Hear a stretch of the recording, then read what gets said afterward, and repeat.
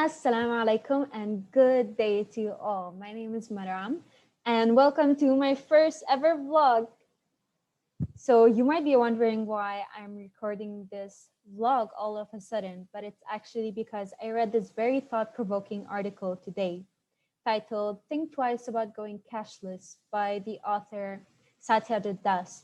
And I hope I'm not butchering his name too much because he's a great author you should know about. So a bit of information about Satyajit is that he is an Australian former banker and corporate treasurer who now works as a Bloomberg opinion columnist and author as well as a consultant. So he's a very accomplished man, right? So to understand the role of demonetization and going cashless that is discussed in this article, I aim to address and discuss the ideas presented by the author and also give you my own thoughts and opinions about this topic. So in the end, maybe we can have an insightful conversation where we exchange ideas between us. So firstly, the issue that is discussed by the author is that he opposes the trend of demonetization and going cashless that is adopted by so many governments around the world today. But in this case, in this article, he focuses specifically on India. Another line of thought is that the author claims that the supporters of demonetization propose weak reasons to back up the trend and the radical transition, you might say, from physical cash to digital cash. Building on from the idea that the propelling reasons for the support are too weak, the author explains that crime issues claimed to be solved by demonetization would simply evolve in order to adapt to this trend and therefore remain an issue in society anyway. So you might say that criminals who want to cheat the system would find it harder to do so because of digital cash. But the matter of the fact is, the criminals who do want to cheat will just simply find a new way to cheat. So, for example, criminals can just turn their illegal money into gold or foreign currency or property in order to still go on with their cheating activities. So it's not like you're making it impossible. It's not like the problems are going to simply disappear with the emergence of digital cash. So the author says that this is a weak argument to put forward as a main reason. Another thing is that demonetization will be discriminatory in nature, and that is because it enforces a minority's punishment, who are the criminals in this case, upon the majority, which are the normal innocent people that live in the country. So many groups will be unable to keep up and will eventually get hurt because of this radical change that is so sudden. The idea that in general, if you have a lot of money, that means that you have to be a criminal. That's just a wrong and false assumption.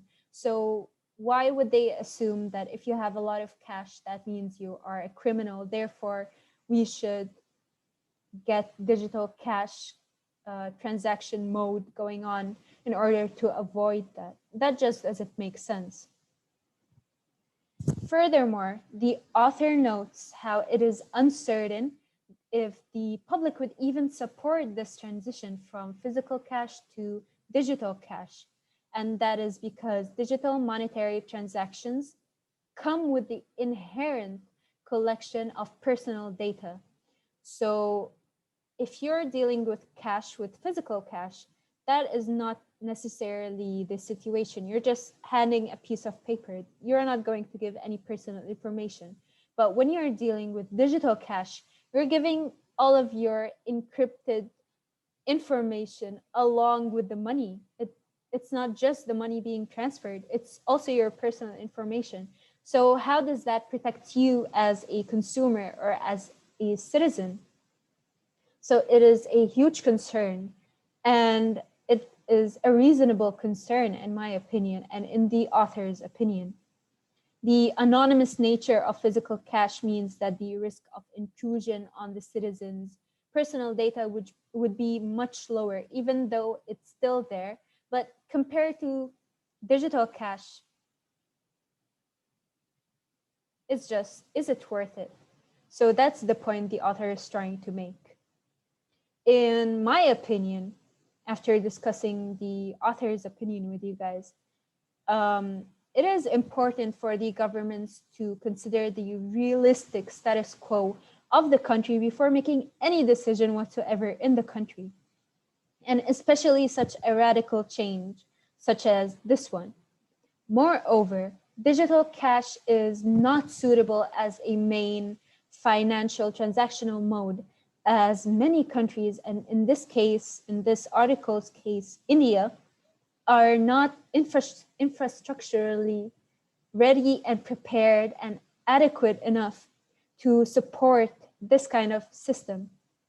So, in my opinion, digital cash is considered a minor issue in comparison to the other more urgent matters in the country.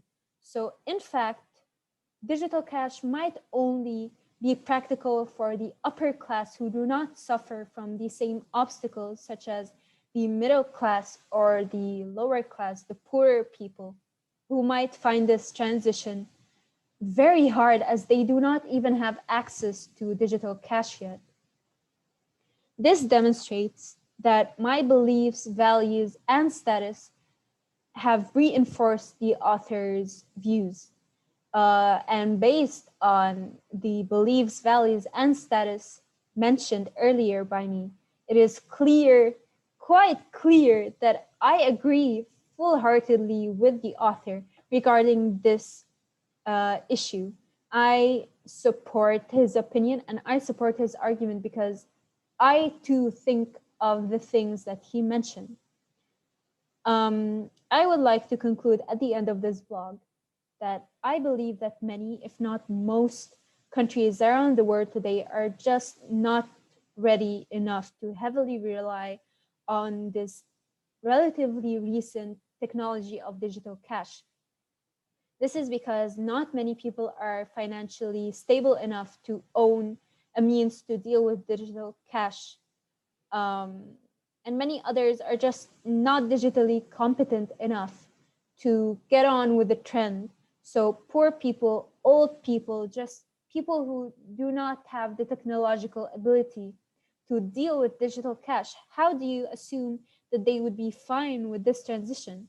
So if you fully rely or heavily rely on digital cash, that is not fair for the people. And at the end of the day, that should be the number one concern of the government when they make any decision or any new law in the country, right? It should be, is this fair to the people and is this good for the people? And in this case, I believe that it is simply not fair for the people yet. I'm not saying that it is unlikely that in just a few years it will be feasible, but I'm saying that for the time being, it's still simply too early and we still don't know too much about this trend in order to so heavily jump into it. So yeah, I think that is all for me today.